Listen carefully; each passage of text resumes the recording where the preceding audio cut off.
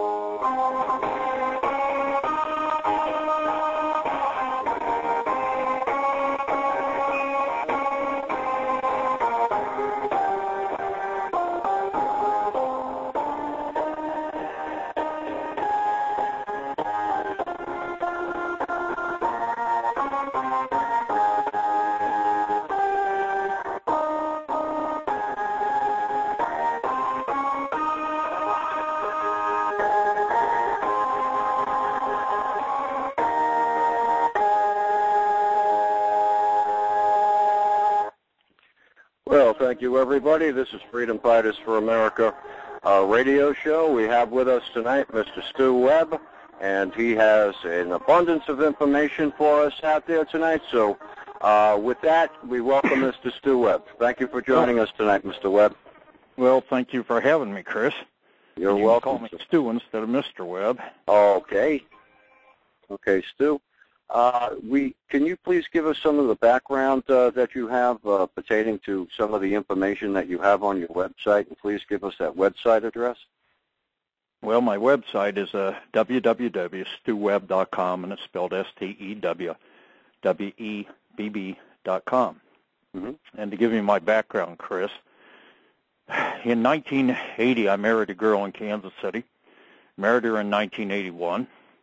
I had moved to Dallas, Texas because I was in the home building business. I was young. I'm 54 now. At the time, I was 25 years of age. I married a girl by the name of Carrie Millman. Her father, I had no idea what her father or mother did. I really had no relationship with them other than talking to them a few times on the phone before I met them once before I married her. I wasn't, of course, interested in them. I was interested in her. She seemed like a normal girl, educated, Stevens College, Columbia, Missouri, etc. I was doing quite well, young, aggressive businessman, should I say. I was just, doing my thing in life. And turns out to be, after about 3 years of marriage, she got pregnant. Prior to the pregnancy, she started showing signs of something unusual behavior, and I didn't know what it was. Later, it turned out to be what they called child abuse, now adult syndrome, for those of you out there that are educated in psychology. I learned the hard way. I wasn't educated in psychology. Mine was real estate and construction background. Anyway, we had a daughter. Before our daughter was born, she chased me through the house with a gun, nearly shot me, going off, going nuts, etc. I took her to 3 shrinks. She would never go back to the same one. One would refer us to another one for counseling. They told me she was massively abused as a child. She had all the symptoms. It would take large amounts of money. I said, go for it, fix her, whatever it takes. Shortly after our daughter was born, she tried to murder our daughter, picked up an ashtray off the coffee table and said, I will kill it before I allow you to have it. I was threatening her with divorce if she didn't seek professional help. It had gotten to a point, it became nutty. I had talked with her first husband. She had been married before. She threw knives at him. He took her to 3 shrinks also. Identical situation. Married for 3 years. 4th year, it got very violent. Since the time that I was married to her, she'd been married 2 more times. The 3rd one was an MD. He took her to 2 different psychiatrists that were friends of his to get her professional help. She wouldn't go back. She batted him in the head, cracked his skull. He had to have surgery over it. They ended up in a divorce. The 4th one, I've talked to him. He just freaked when I had conversation with him 2 years ago after I learned she had been married a 4th time to find out if my child had been harmed.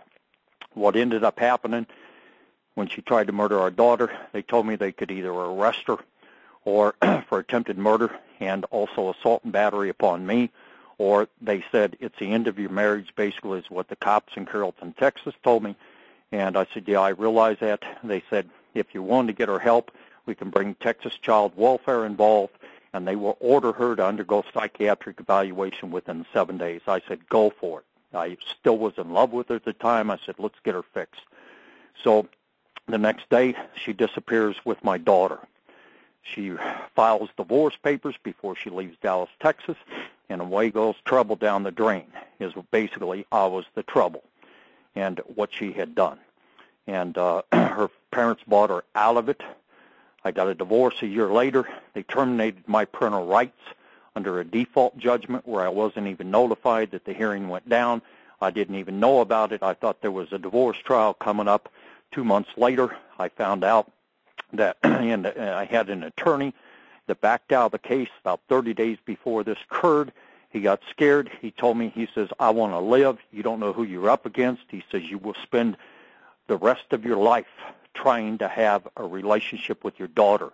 He says, and you will spend millions of dollars, he says, trying to get your custody rights to your daughter and et cetera.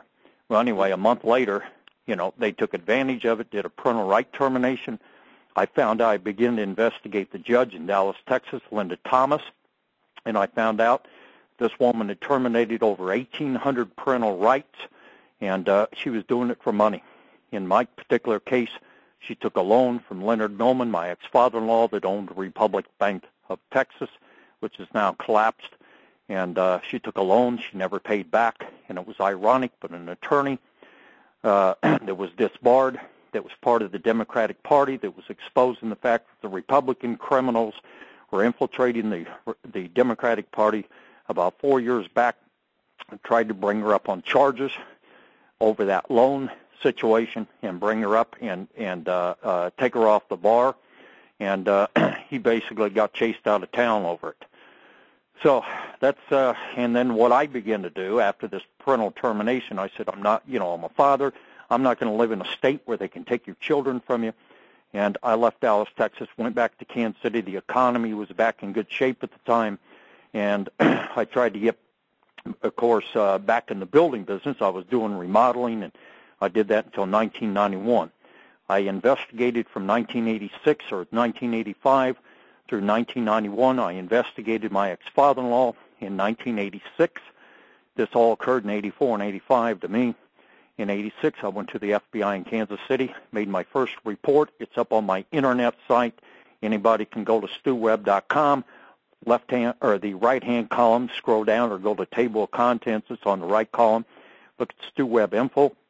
You will see the first report to the FBI in 1986 about loan sharking, et cetera, that Leonard Millman, my former father-in-law, was involved with. But when I married this woman, before I married her, I got construction loans. I could build houses. After I married her, I no longer got money because of the amount of banks that my ex-in-laws owned.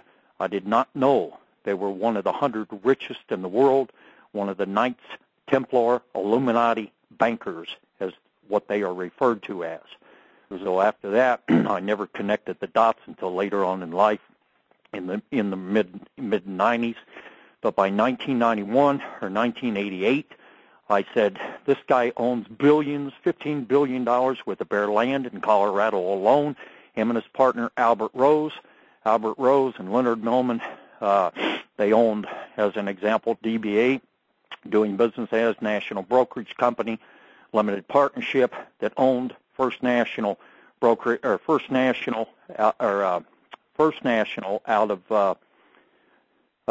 National Acceptance Company at 50 South Steel, Denver, Colorado, where Janus Funds is out of, which is another one of their companies through a different entity, but they owned and bought, as an example, Bank of America about 10 years ago in cash.